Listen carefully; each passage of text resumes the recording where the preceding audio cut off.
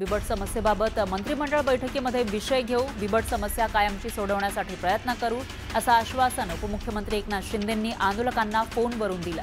आमदार शरद सोनवणे यांनी एकनाथ शिंदेंना फोन केला होता। शिरूर तालुक्यातील पिंपरखेड इथं दहशत माजवणाऱ्या नरभक्षक बिबट्याला ठार करण्याची परवानगी मिळाल्यानंतर वेगवेगळ्या 5 टीम पिंपरखेड गावात दाखल झाल्या। याबाबत जुन्नर वन विभागाचे उपवनसंरक्षक प्रशांत खाडे यांनी माहिती दिली।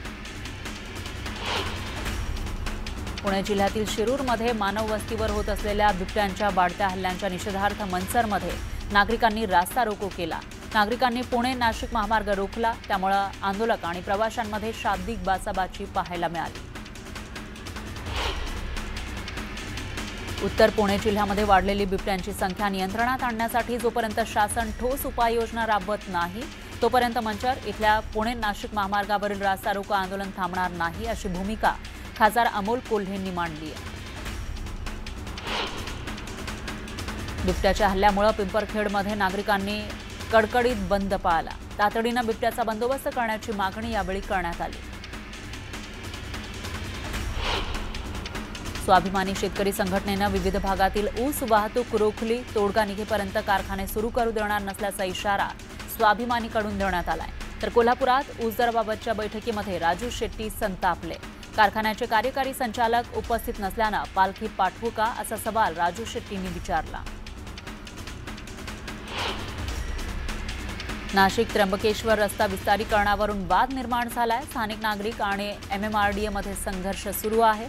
दरम्यान आता कुंभमेळा मंत्री गिरीश महाजन आंदोलकांची भेट घेणार आहेत। प्रकाश महाजनांनी डॉक्टर महिलेच्या आत्महत्ये प्रकरणावरून सरकारवर टीका केली आहे। ती डॉक्टर बीड जिल्ह्यातील असल्याने आमचे भावनात्मक नातं आहे। महिला आयोगाच्या अध्यक्ष असूनही पदावर कशा आहेत, अजून सुद्धा त्या पदावर कशा आहेत हेच आम्हाला कळत नाही। रुपाली चाकणकरांनी त्या डॉक्टर महिलेचं चारित्र्य हनन केलं तरी अजित पवार अजूनही गप्प का, असा सवाल त्यांनी केला। निलेश चंद्र मुनी यांनी उपोषण मागे घेतलंय। मंगलप्रभात लोढा आणि विधानसभा अध्यक्ष राहुल नार्वेकर यांनी निलेश चंद्र मुनींची भेट घेत आश्वासन दिलं। यानंतर 15 दिवसांची मुदत देत मागण्या मान्य न झाल्यास पुन्हा उपोषण करण्याचा इशारा निलेश चंद्र मुनींनी दिला। पुण्यामध्ये सोशल मीडियावर गणेश काळेच्या हत्येचं समर्थन करण्यात आलं। कोंढव्यातील तरुणांनी सोशल मीडियावर बंदुकांसह काही कारतुसांसोबत व्हिडिओ बनवला। बबलू सय्यद असं व्हिडिओ पोस्ट करणाऱ्याचं नाव आहे। वकील असीम सरोदेंची सनद 3 महिन्यांसाठी रद्द करण्यात आली आहे। बार काउन्सिल ऑफ महाराष्ट्र आणि गोवानं सरोदेंना दणका दिलाय। सार्वजनिक कार्यक्रमात न्यायव्यवस्था, राज्यपाल आणि विधानसभा अध्यक्षांबाबत वादग्रस्त वक्तव्य केल्यानं ही कारवाई करण्यात आली। खासदार अरविंद सावंत आणि खासदार अनिल देसाई निवडणूक आयोगाच्या कार्यालयात ताटकळत बसले। वेळ मागितल्यानंतरही निवडणूक आयोग वेळ देत नाही। केंद्रीय निवडणूक आयोगावर ताटकळत ठेवल्याचा आरोप करत सत्ताधाऱ्यांनीही मतदार यादीमध्ये घोळ झाल्याचं मान्य केलंय, असं अनिल देसाई म्हणाले। भाजपच्या आशिष शेलारांनी मविया आणि मनसेच्या मतचोरीच्या मोर्चाला पत्रकार परिषदेतून प्रत्युत्तर दिलं। विरोधकांनी तुष्टीकरणाचा कळस गाठल्याची टीका यावेळी त्यांनी केली। राज ठाकरेंनी वोट जिहाद करू नये असं म्हणत आशिष शेलारांनी राज ठाकरेंवर टीका केली। तर मतं मिळवण्यासाठी एवढ्या खालच्या थराला जाऊ नका असं म्हणत त्यांनी घणाघात केला। भाजपच्या आशिष शेलारांनी लाव रे तो व्हिडिओ म्हणत विरोधकांवर टीका केली। तर राज ठाकरेंना दुबार मतदारांच्या यादीमध्ये हिंदू आणि मराठी माणूसच दिसतो का, असा सवाल शेलारांनी विचारला। केंद्रीय राज्यमंत्री रामदास आठवलेंनी विरोधकांनी केलेल्या वोट चोरीच्या आरोपांचे समर्थन केलंय। निवडणूक आयोगानं मतांची चोरी होऊ नये याची काळजी घेतली पाहिजे।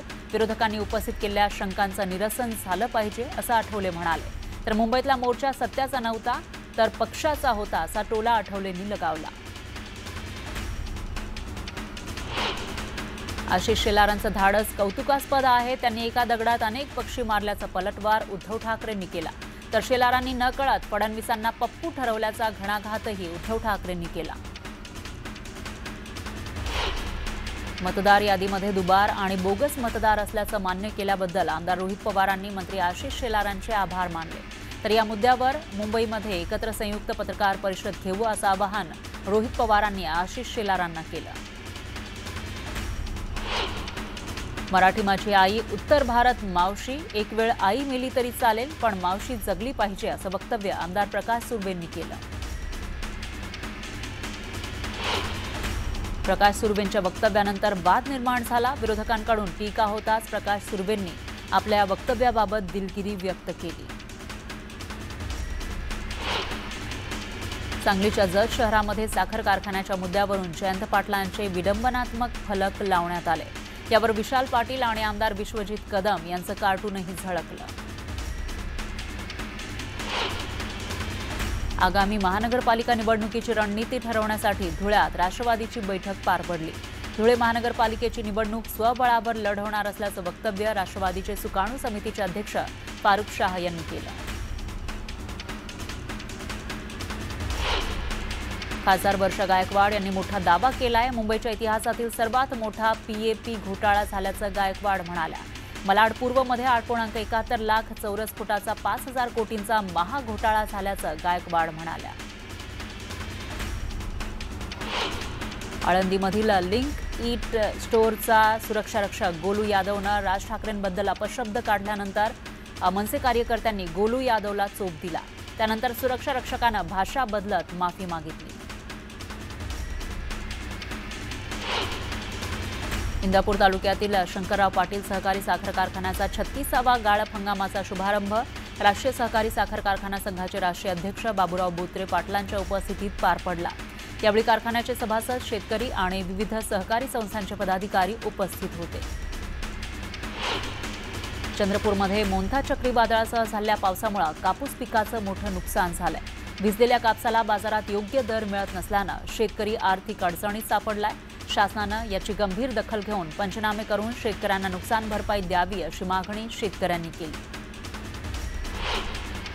नांदेडमधील माहूर इथल्या शेख फरीद धबधब्याच्या पाण्यात अडकलेल्या पर्यटकांची स्थानिक नागरिकांनी मानवी साखळी बनवत सुटका केली. नागपूरमधून आलेले 7 पर्यटक धबधब्याच्या पाण्यात उतरल्यानंतर मुसळधार पावसामुळे अडकले होते. पालघरमध्ये एका शेतकऱ्याच्या खात्यात केवळ ₹2.30 मदत जमा करण्यात आली आहे. प्रधानमंत्री फसल योजनेमधून हे पैसे जमा झाल्याचा मेसेज मधुकर पाटील यांना आल्यानंतर रक्कम बघून त्यांना धक्का बसला. यानंतर शेतकऱ्याकडून संताप व्यक्त करण्यात आला.